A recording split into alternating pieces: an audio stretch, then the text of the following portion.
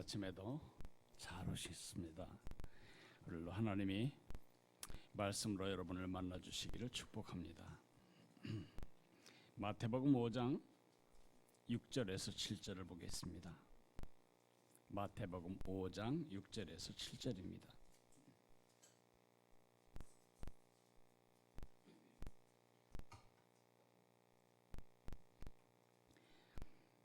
같이 읽습니다. 의에 줄이고 목마른 자는 복이 있나니 그들이 배부를 것이며 긍휼히 여기는 자는 복이 있나니 그들이 긍휼히 여김을 받을 것이며. 다시 한번 읽습니다. 의에 줄이고 목마른 자는 복이 있나니 그들이 배부를 것이며 긍휼히 여기는 자는 복이 있나니 그들이 긍휼히 여김을 받을 것이며. 아멘.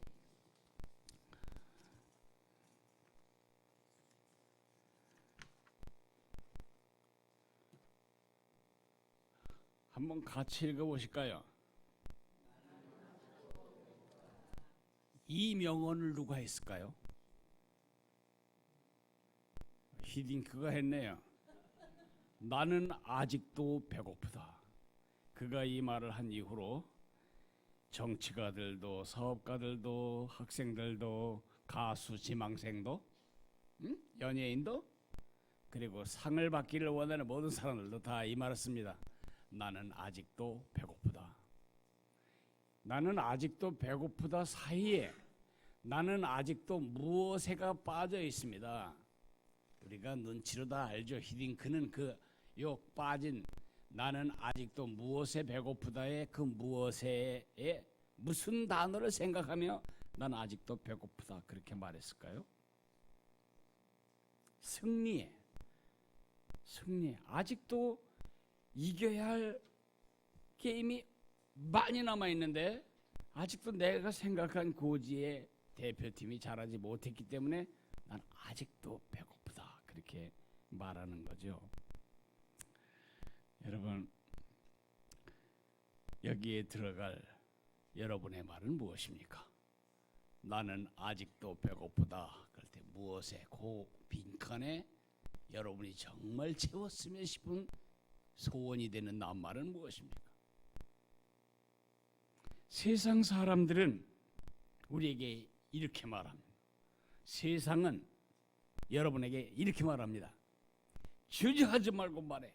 돈이라고, 명예라고, 승리라고, 성공이라고.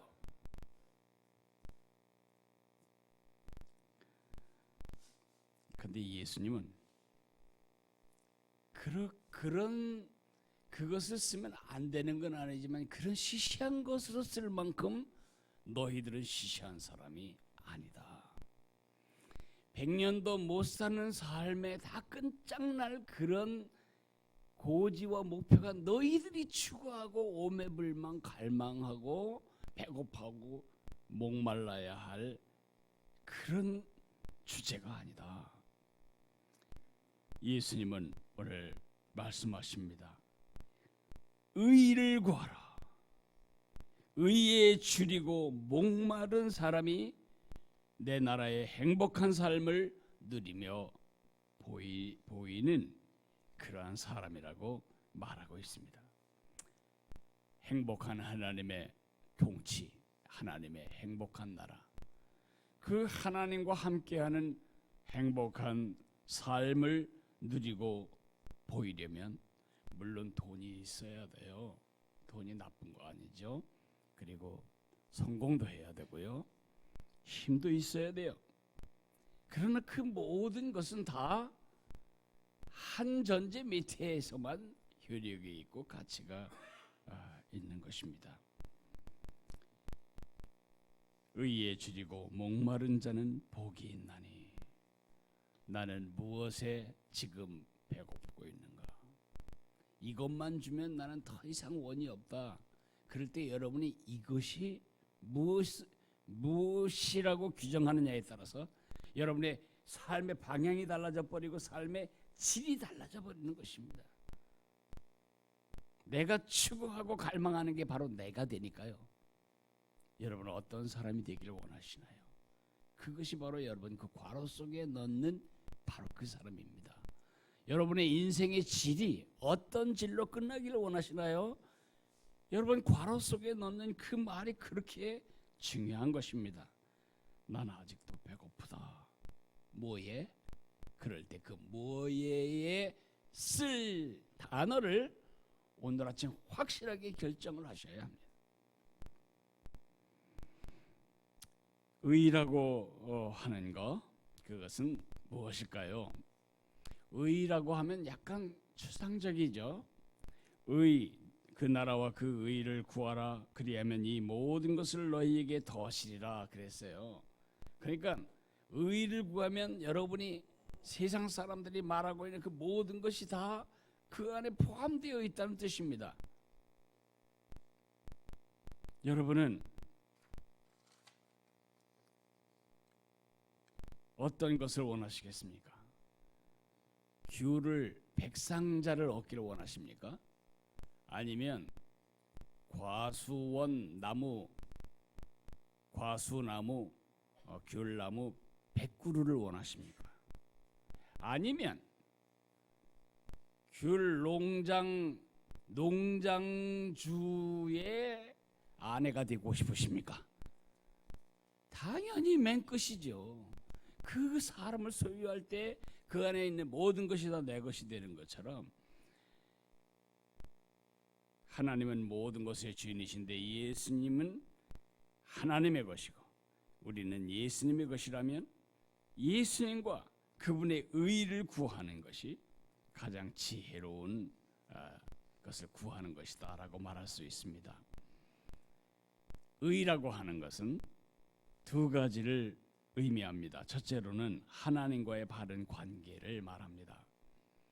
여러분 지금 엉치뼈가 빠져나가고 양쪽 팔이 다 소켓에서 빠져나간 탈골 상태라면 무엇이 여러분의 행복이 되겠습니까?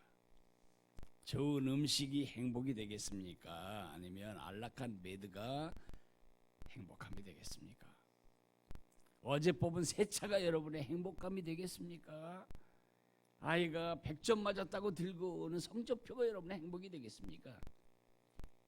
위골된 사람에게는 어느 것도 행복이 아닙니다. 위골된 사람이 제일 먼저 찾아야 할 행복은 뼈가 들이맞는 것입니다. 제자리에 예수님이 십자가에서 하나님과 탈골된 관계에 있던 우리를 바로잡아 주셨어요. 그것이 바로 바른 관계, 그걸 의라고 말합니다. 그 바른 관계는 우리의 착한 일이나 노력이나 교회 다니는 실적으로 얻는 것이 아닙니다. 그것은 오직 예수 그리스도의 십자가의 보혈로만 가능한 것입니다. 그래서 빈칸에 써야 할 정답은 뭐냐? 나는 아직 배고프다. 하나님과의 바른 관계, 하나님과의 관계에 배고프다. 이전에 하나님을 몰랐는데 하나님을 아는 관계 정도로 좋았어요. 그런데 얼마 지나자 그냥 그런 관계가 있다는 것보다는 관계를 더 깊이 알게 돼요. 그래서 처음에 예수님을 알아서 다행이었는데 그 다음에 예수님을 사랑하게 되죠. 얼마 지나면 예수님을 사랑해도 작년보다 더 사랑하고 싶어지고 그 다음엔 예수님을 따라가는데 지난 10년보다는 더 가까이 따라야 되겠다는 마음에 소원이 있어요.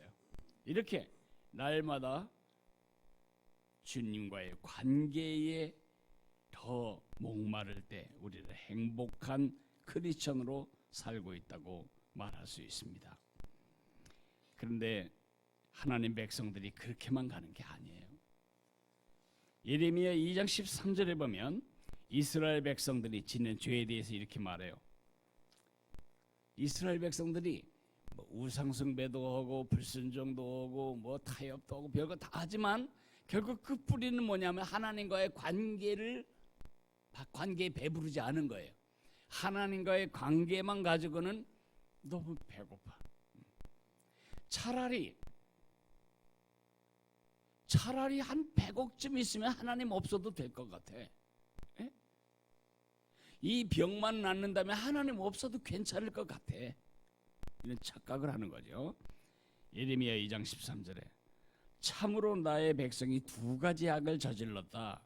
하나는 생수의 근원인 나를 버린 것이고, 또 하나는 물이 전혀 고이지 않는 물 새는 웅덩이를 파서 그것으로 샘을 삼은 것이다. 이스라엘 백성들이 짓는 죄를, 지었던 죄, 그 아주 가장 원천에 파고 들어가면 하나님에 대해서 배부른 겁니다. 아, 이제는 족하다. 요만큼 믿었으면 족하고, 이만큼 따라와 줬으면 이제 하나님도 나한테 대해서 더 이상 할 말 없을 거다. 그 사람은 나는 아직도 배고프다가 아니고 난 이미 배부르다라는 거죠.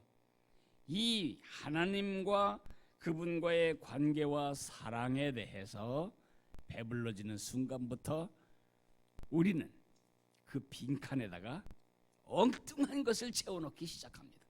쓰레기를 채우는 거죠, 이제부터.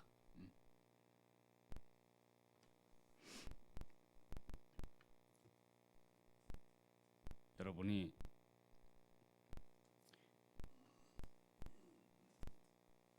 아이를 위하여 한우 갈비를 정말 살을 자르는 마음, 그런 대가를 지불하고 한우 갈비를 잘 구워놨는데 아이가 나는 라면 먹고 싶어 그러고 컵라면 갖다가 뜯고 물 부으면 여러분 어떤 마음이시겠어요? 이스라엘 백성들이 그렇게 사는 겁니다. 하나님 얼마나 속상했을는지 감이 오세요?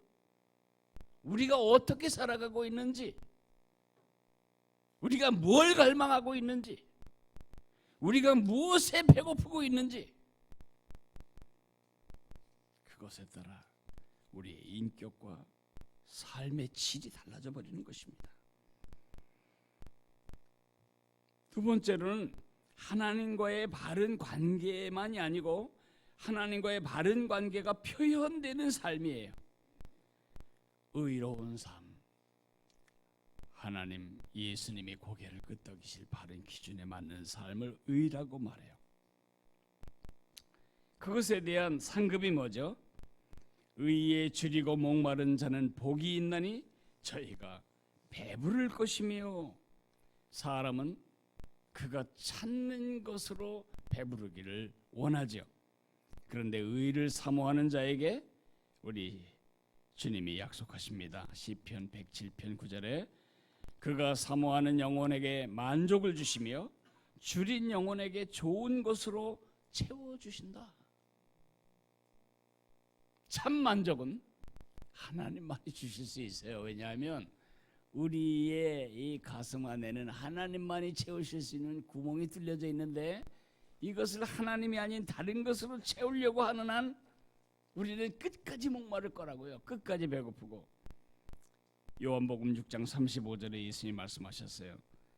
예수께서 이르시되 나는 생명의 떡이니 내게 오는 자는 결코 줄이지 아니할 터이요 나를 믿는 자는 영원히 목마르지 아니하리라.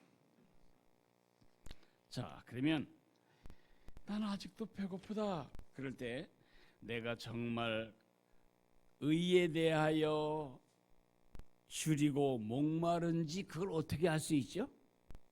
아주 쉬운 방법이 있어요. 제가 묵상을 할 때 그런 생각이 들었어요. 여러분의 식욕을 체크하는 것입니다.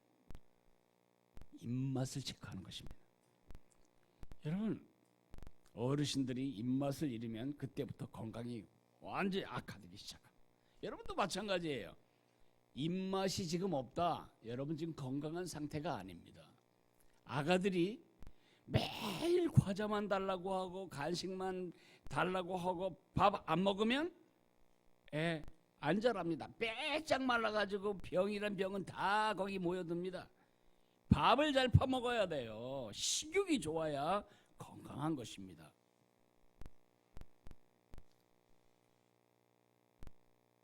이런 기도하지 마세요. 내가 10kg 빼려고 하는데 식욕 좀 없어지게 도와주세요. 먹고 찌는 게 낫지. 절대로 식욕을 잃으면 안 됩니다. 이 식욕을 잃을 때 건강이 문제가 됩니다. 근데 문제는 아이들이 하루 종일 과자를 입에 달고 다니면 절대 때에 밥 안 먹습니다. 왜냐하면 과자의 입맛은 강해서 밥의 입맛보다 훨씬 강해서 밥의 식욕을 없애버리기 때문입니다. 예. 여러분 손님 왔는데 앞에 과자를 한 상자 갖다 풀어놓지 마세요. 그러면 여러분이 아무리 맛있는 음식 해도 젓가락질이 시원치 않아요. 어떡하라고요? 먹을 거 주지 마세요. 손님 오면 앞에 물도 주지 말고 그냥 아주 배가 최대한 고플 시점에 딱 내놓으면 짜장면도 맛있는 것입니다. 제가 드리고 싶은 말씀의 요점은 입맛입니다. 아이들이 과자를 먹으면 밥 안 먹듯이 우리가 세상 것에 입맛이 쩔어버리면 예수님 것에 대해 구미가 없어져요. 구미가 당기지 않아요. 입맛을 잃게 돼요. 예배는 왜 이렇게 많아 교회가? 어떻게 해? 차라리 불교 믿을 걸. 내가 부처님 믿었으면 4월 초파일 딱 하루만 가면 되는데 52번이나, 그것도 수요일까지 하면 100번이 넘고요. 새벽 기도까지 하면 이거 뭐 300번 넣어봐요. 무슨 예배가 이렇게 많아? 왜 찬송은 그렇게 4절씩이나 있어? 목사님 왜 40분 가까이 설교하는 거예요? 도대체 나 죽겠구먼. 성경 왜 이렇게 두꺼워? 입맛을 잃은 것입니다. 연애 편지는 400페이지라도 하룻밤에 다 읽어요. 응? 맛있는 음식은 지금 목구멍 끝까지 차도 더 집어넣고 싶은 거예요. 식욕. 이스라엘 백성들이 어떻게 했는지 한번 보시겠어요? 민수기 11장 5절에 6절에 이런 말씀이 있습니다. 우리가 애굽에 있을 때에는 값없이 생선과 오이와 자매와 부추와 파와 마늘들을 먹은 것이 생각난 걸 6가지나 말하네요. 이제는 우리의 기력이 다하여 이 만나 밖에는 보이는 것이 아무것도 없도다. 어제도 만나, 오늘도 만나, 또 내일도 만나. 만나탕, 만나밥, 만나죽, 만나볶음, 만나튀김. 어떻게 살겠노? 애굽에 있을 때가 좋았었는데. 뭐 한 거죠 지금? 영적인 입맛을 잃어버린 것입니다. 하늘 만나에 대해서 입맛을 잊어버리자 그때부터 이제 이들은 불평하기 시작합니다. 차라리 이집트로 돌아가자고 쿠데타를 일으킵니다. 어떻게 했어요? 그 1세대 다 광야에서 그들의 소원들을 다 쓰러져 죽게 만들었어요. 한번 생각해 보세요. 하나님이 죽이셨냐고요? 영적 입맛을 잃어버리면 죽는 거예요. 여러분의 영혼이 힘을 잃어버렸다면 그것은 여러분의 식욕 때문입니다. 입맛을 회복해야 합니다. 여기 의에 줄이고 목이 마르다. 그것은 현재 헬라어에 있어서 현재형 분사, 현재 분사예요. 그리스 말에서 현재형 무슨 뜻이라고 말씀드렸죠?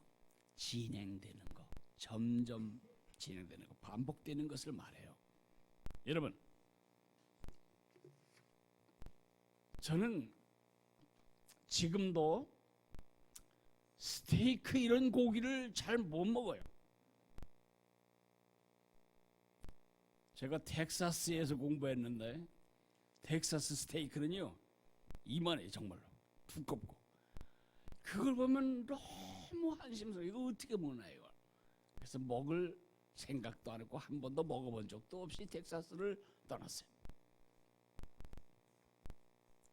이 말이 진리 같아요. 고기도 먹어본 놈이 먹는다. 뭐 먹어봤어야지 돈고기를. 예. 어려서 고기를 먹어봤어야 그걸 먹지. 저는 고기가 조금 들어가서 숨었을 때 그건 잘 먹어요. 근데 이렇게 노골적인 고기가 막 나 잡아먹어 뭐 이러면 아주 힘들어요. 마음이. 고기도 먹어본 사람이 먹는다. 그건 진리예요. 영적인 입맛이 그래요. 여러분이 뭘 자꾸 먹으면 먹을수록 맛이 있어진다고요. 그죠? 네. 제 외손녀들이 어서 연어 초밥을 한 번 얻어 먹어봤나 봐요. 어디 가서 먹었는지. 그 다음에 내가 뭐 먹으러 갈까 그러면 밤낮 연어 초밥에. 저는 초밥 맛도 몰라요. 먹어봤어요 알지. 그래서 저는 초밥집에 가서도 밥은 떼어놓고 고기 그거만 주면 좋겠는데 그럼 너무 미안하고 그래서 못 먹어요. 초밥도 별로 잘 못 먹어요. 그거밖에 먹을 게 없다면 생존을 위해 먹겠지만 돈 내고 그걸 먹을 리는 없을 것 같습니다. 고기도 먹어본 사람이 먹는다. 그러니까 말씀도 먹어본 사람이 더 말씀을 원하게 되고, 예배도 드리면서 은혜를 받아본 사람이 더 예배를 사모하게 되고, 헌신도 헌신의 즐거움을 아는 사람이 헌신하게 되는 것이고, 헌금도 헌금해도 내가 강한 뱅이가 안 된다 그런 재미와 즐거움 아는 사람이나 헌금하는 거지 아무나 헌금하는 거 아니에요. 여러분의 영적인 입맛이 주님의 나라와 하나님과의 바른 관계와 그 관계가 표현되는 삶을 향해 여러분의 입맛이 점점 더 반복되게 더 강화되게 하려면 그것을 반복하고 그것을 지속해야 해요.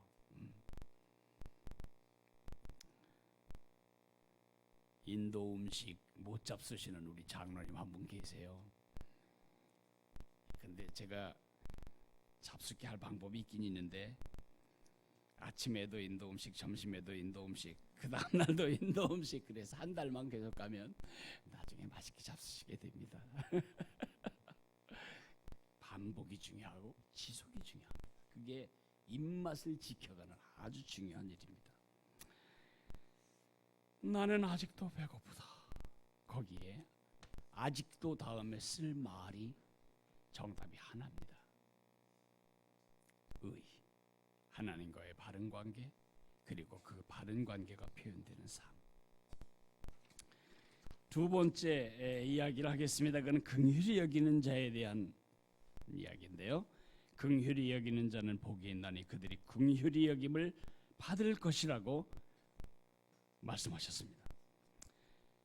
이 말씀을 하실 때 이거는 말하자면 그 당시 사람들이 듣기에 이게 뭔 소리야? 이게 도대체 그렇게 익숙하지 않은 소리예요. 내가 여러분에게 돈 너무 많이 벌지 마세요 그러면 여러분이 이게 뭔 소리야? 세상을 알기나 해. 그런 소리가 똑같이 들릴 거예요. 왜냐?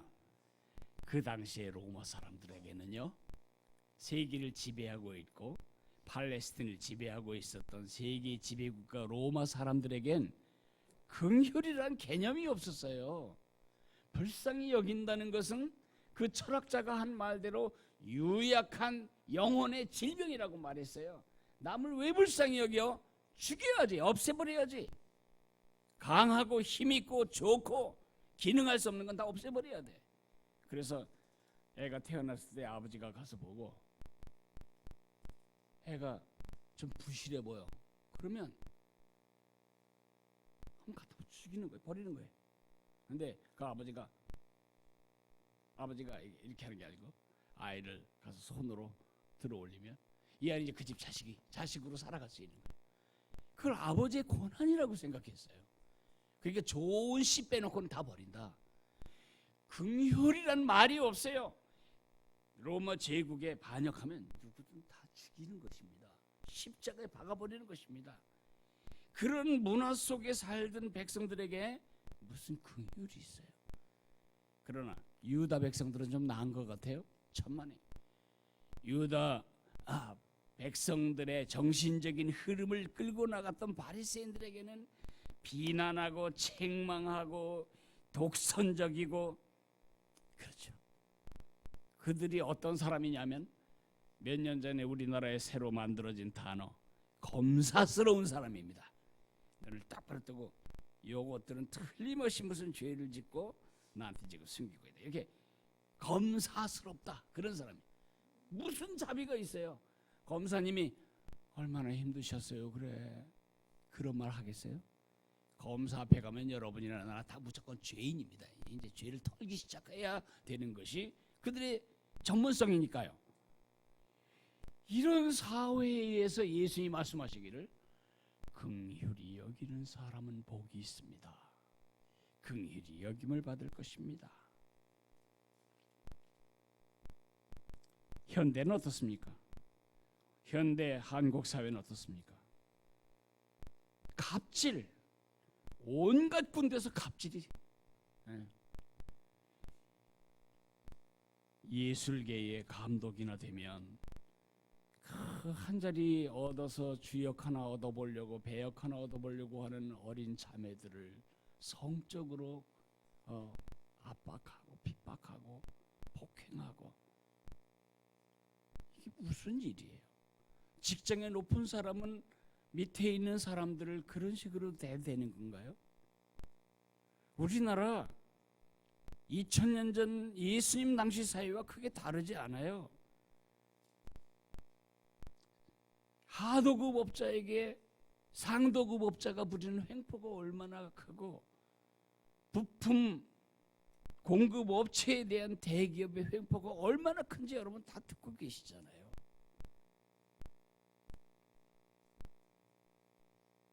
신림동 고시촌에서 공부할 때는 그렇게 겸비하던 사람이 검사만 되면 그때부터 세상을 발로 밟아야 된다고 생각하잖아요. 압제하고 이용해 먹고, 이용 가치가 없으면 팽, 사냥 끝나면 사냥개 잡아먹는다고. 이런 우리 사회 속에서 우리가 듣고 있는 말씀은 이겁니다. 긍휼히 여기는 사람은 복이 있나니. 말 되나요? 말 안 돼요. 그 당시에도 말 안 됐고 지금도 우리 느끼기에 그렇게 살아가지고 세상을 어떻게 살겠냐, 이런 마음에 의구심이 들죠. 그런데 왜 하나님 나라의 백성들은 긍휼히 여기며 살아야 하는가? 그것이 하나님의 대표 성품이기 때문에 그래요. 그것이 우리의 아버지시며 우리의 왕이신 하나님의 대표 성품이 뭐냐면 긍휼이에요. 예수님을 보내주신 이유가 뭐예요? 우리가 불쌍해서죠.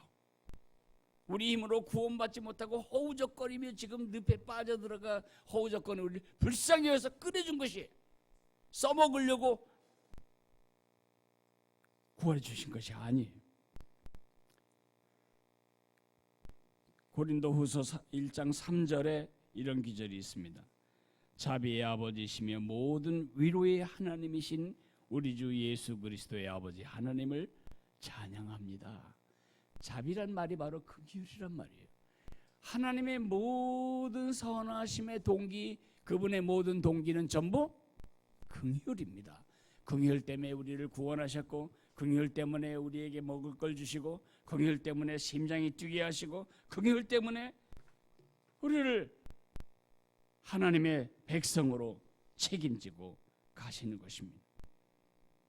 출애굽기에 이스라엘 백성들을 구원한 동기도 그들을 불쌍히 여기신 것입니다. 예수님이 이 땅에 오셨을 때에 사람들에게 베푼 모든 기적의 동기도 다 긍휼입니다. 불쌍히 여겨서 눈먼 자, 병든 자, 죽은 자 고치고 살리신 것입니다. 그러므로 그 나라 백성들의 삶의 특성은 긍휼을 반사하는 것입니다. 이스라엘 백성들을 잠깐 보실까요? 이 나라에는 세상 어느 나라에도 없는 이상한 제도가 있어요.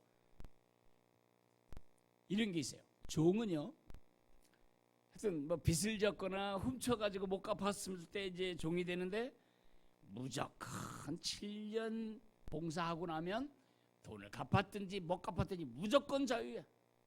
7년이 지나면. 이런 것도 아시죠?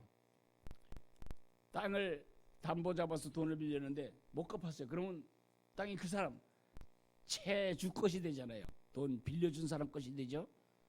그러나 77이 49, 49년이 지난 50년째 희년이 되면 상관없이 다 돌려줘야 돼요. 원래 주인에게.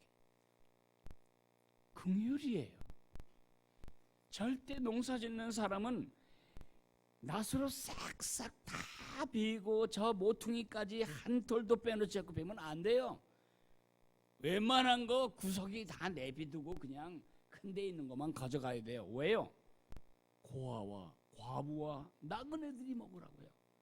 저 위에는 올리브까지 손 안 닿는 거 그 사다리 놓고 꼭대기까지 올라가서 덜면 안 돼요. 왜요? 고아와 과부와 나그네들이 먹으라고요. 이것이 하나님이 긍휼이 반사되는 사회의 원리였었지만 이 백성들이 그렇게 살았나요? 아니요. 얼마나 많은 날 이들은 압제하고 갑질하고. 그래서 미가서에 하나님이 이렇게 말씀하십니다. 미가서 6장 8절을 읽어드립니다. 사람아, 주께서 선한 것이 무엇임을 내게 보이셨나니 우리 하나님이 흡족하게 기뻐하시는 것이 무엇이고 하나님이 진짜 받고 싶으신 것이 무엇인지 내게 보이셨다. 여호와께서 내게 구하시는 것은 천천의 양이나 염소나 소의 기름이나 창자나 소의 고기나 제사가 아니고 오직 정의를 행하며 인자를 사랑하며 겸손하게 네 하나님과 함께 행하는 것이 아니냐, 이렇게 말씀하셨습니다. 신약에서 야고보 사도를 통해 하나님 우리에게 말씀하십니다. 정말 너희가 경건한 삶을 살기를 원하느냐? 하나님 앞에서 정결하고 더러움이 없는 경건은 곧 고아와 과부를 그 환난 중에 돌보고 또 자기를 지켜 세속에 물들지 아니하는 그것이라고 말하고 있습니다. 하나님이 우리에게 보고 싶은 것은 하나님의 긍휼을 그 자녀로서 우리가 반사하는 것입니다. 참으로 행복한 삶을 누리고 싶으신가요? 참으로 행복한 가정을 만들고 싶으신가요? 참으로 행복한 세상을 만들고 싶고 참으로 행복한 회사를 만들고 싶으신가요? 긍휼을 유통하세요. 긍휼은 우리에게서 나온 것이 아닙니다. 날마다 하늘로부터 유입받아서 나도 누리고 그것을 또 유출하는 것입니다. 유입되지 않은 긍휼을 우리가 유출할 수가 없습니다. 유입한 긍휼을 나에게서 가둬놓으면, 저수지처럼 가둬놓으면 어떤 일이 벌어지는가? 썩습니다. 날마다 새 물을 유입받아서 날마다 새 물을 쏟아내는 시내는 이끼가 기지 않아요. 그런데 물이 정체될 때, 유입은 되는데 나가지 않으면 녹조 생기고 부유물 생기고 물이 썩기 시작해요. 미꾸라지나 메기 같은 것이나 살지 송어는 살 수가 없어요. 여러분, 동정하라는 말이 아닙니다. 참 안 됐네. 그건 동정입니다. 저도 가끔 이제 라디오를 틀면 뭐 아름다운 세상 만들기 그런 프로그램으로 한 이제 가정에 어려운 얘기가 나올 때 있어요. 그럼 내가 마음으로 생각해요. 안 됐다. 저 어떡하지? 누가 좀 도와줘야 되겠네. 그거는 긍휼이 아니에요. 저는 긍휼을 베푸는 게 아니고 동정하는 것입니다. 동정은 감정입니다. 그건 아무것도 아닙니다. 긍휼은 동사입니다. 행동입니다. 동정은 감정이지만 긍휼은 행동입니다. 선한 사마리아인이 그랬듯이 물질로 도와주고 기도로 도와주고 용서로 도와주고 실체적으로 도와주는 것을 말합니다. 이제 저는 여러분에게 여러분이 정말 긍휼히 여겨야 할 영역에 대해서 말씀을 드리고 싶습니다.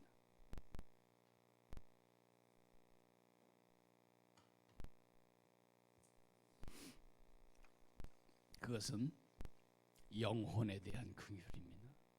영혼을 불쌍히 여길 줄 알아야 합니다. 한 사람이 배고픈 것은 불쌍히 견디지 못하는데 그 사람이 지옥에 가서 사는 삶에 대해서는 아무런 긍휼을 느끼지 못한다면 우리는 십자가의 긍휼을 아직 이 땅에서 반사하지 못하고 있는 것입니다. 제가